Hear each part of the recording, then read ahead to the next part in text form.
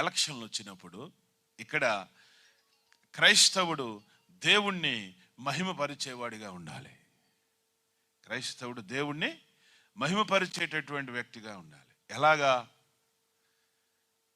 నేను ఒక బోర్డు చూశాను. ఏమనంటే, మా ఇంట్లో వాళ్ళం ఓట్లు అమ్ముకోము అని ఒక బోర్డు ఉంది, ఇంటికి పెట్టారు. మా ఇంట్లో వాళ్ళు ఓట్లు అమ్ముకోము. ఒక చిన్న వీడియో చూశాను.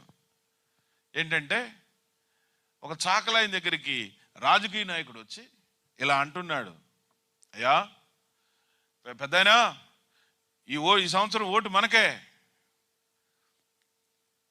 నీకు 1000 రూపాయలు ఇస్తాను పెద్దాయనా అంటాడు. అట్నా, 1000 రూపాయలు ఇస్తావా? ఓకే సరే, నాకు 1000 రూపాయలు వద్దు కానీ నాకు ఒక గాడిద కొనిపెట్టు బాబయ్యా అన్నాడు. నాకు ఒక గాడిద కొనిపెట్టు బాబయ్యా అన్నాడు. అదే ఉంది పెద్దయ్య. తిరుగుతాడు ఎక్కడ తిరిగినా గాడిద 7,000 నుంచి 10,000 చెప్తారు. 7,000 నుంచి 10,000 చెప్తారు. ఎక్కడ కొనలేక మళ్ళీ వస్తాడు. పెద్దయ్య, గాడిద కాదులే కానీ 1000 రూపాయలు తీసుకో. రాట్లా, 1000 రూపాయలకి గాడిద రాట్లా అంటే, నోరు లేని జంతు అడ్డగాడిద, బరువులు మోసే గాడిద, బురదగుంటల్లో మేత మేసే గాడిద 1000 రూపాయలకు రావట్లేదు. కానీ అన్ని తెలివితేటలున్న ఒక మనిషిని నేను 1000 రూపాయలకి నీకు అమ్ముడు పోవాలనా అన్నాడు.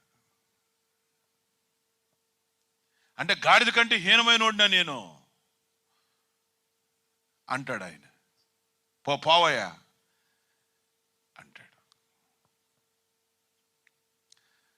దేవుని వాక్యం ఇలా రాయబడి ఉన్నది, లంచగొండిని గుడారము కాలిపోవును. ఏంటది?